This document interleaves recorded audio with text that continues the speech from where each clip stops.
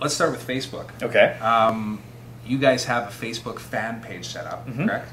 And it's fairly new. You've only had the account for about 3 weeks. Yeah, correct? about 3 weeks, because it was something that I wanted to create when we came in here, and when I created it, we had a Facebook page already that was already a person and everything. So, and Facebook is kind of changing its policies around. But the most trouble we had with our Facebook page is that it wasn't able to be updated regularly. You know, everybody was doing their other jobs, so it was kind of hard to maintain. And if you maintained it, it was on your own time.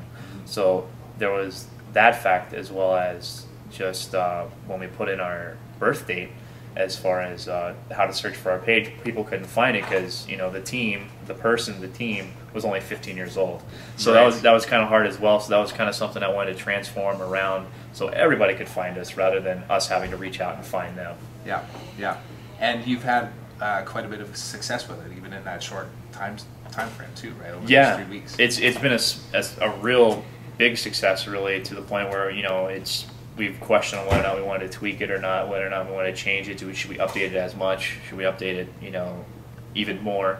And just, you know, talking with the people that do participate on our fan page, people are just like, no, we want the up to date to the second information that you can provide. We want to know what's going on with the team, what's going on with the front office, what's going on with the players, you know, anybody and anything that can relate to Stingrays hockey or the South Carolina Stingrays. You know, people love that kind of information. Mm-hmm.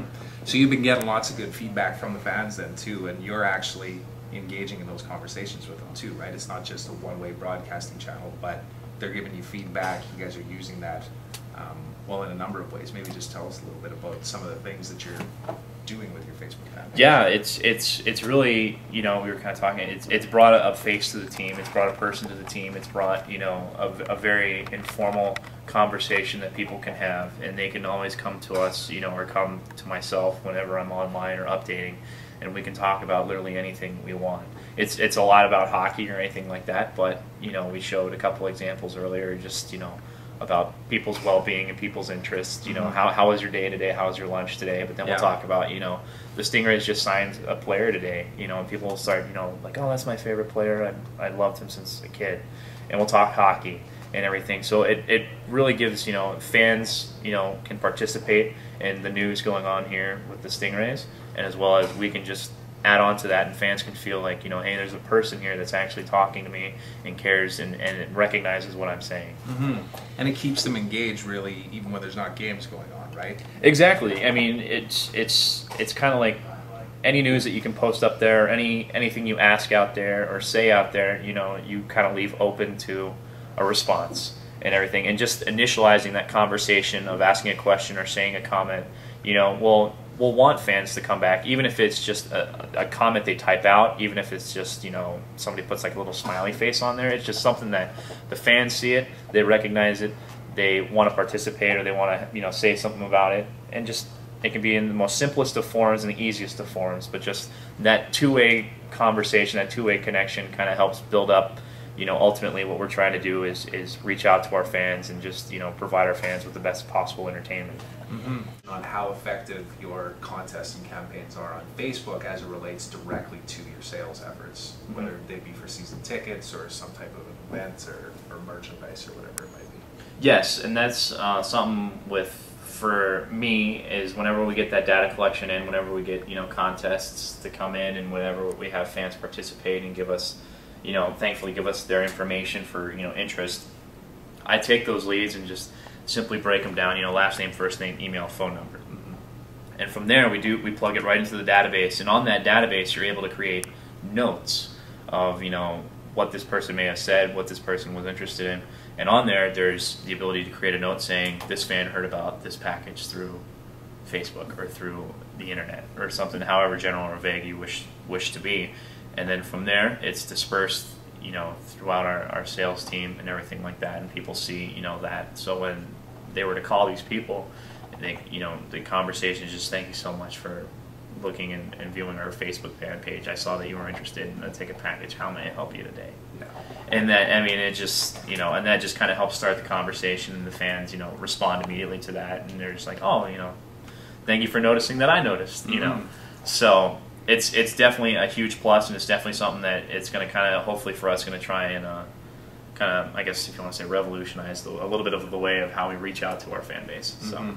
Yeah, well, you'll be able to cross-compare it directly with your traditional efforts, right? Your traditional marketing versus your social marketing, and which ones are becoming more successful. And I think, personally, without a doubt, social marketing will start to, rise above traditional marketing in that aspect, just because it is more direct, one-to-one conversations, right? Exactly. Yeah, and that's something that that I'm looking forward to moving into. Just kind of being a younger broadcaster around, just something that I have familiarity with, and I can reach out to people. And of course, it just seems like technology is constantly growing and just constantly increasing to where it's going to be things like the social networking media and possibly the next wave of social networking media that's really going to what's going to be the next attention grabber. Well, we want it to be as much as personalized as possible, as much as fun as possible, and ultimately just we want to help you, the fans, and in turn the fans would want to help us, the organization, and just that connection through social networking seems to be growing stronger and stronger within professional sports. So when you go from our main Facebook page, the benefit of having certain different kinds of accounts here on Facebook is that sometimes you're offered what's called insights, or basically just kind of graph readouts of the participation of your fans. And it kind of breaks them down from overall fans joining your site to fans posting comments, posting pictures, and it gives you a great idea of the impact you have.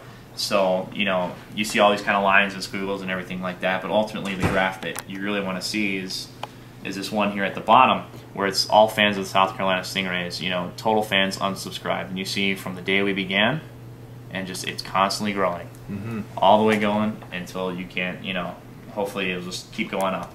So, and then it gives you readouts, it gives you demographics, how many are male, how many are female, what age groups they're in, what are they, what are they interacting in, are they writing comments, are they posting stuff, basically every kind of demographic breakdown you could really want, as far as how to really analyze your fan base, how to really attend to their needs, and everything. So it's kind of a useful tool, and of course you can bring that up in something definitely you can use in business meetings and anything along those lines to kind of show what these social media networks, these new media networks, can really do for your company. So this is great statistics, obviously, for you guys to use to direct target your marketing efforts too, right? You mentioned that Charleston's a very military-focused city, I guess, and you can break down your demographics in here from everything like you're showing there, male, female, age groups, what their interests are.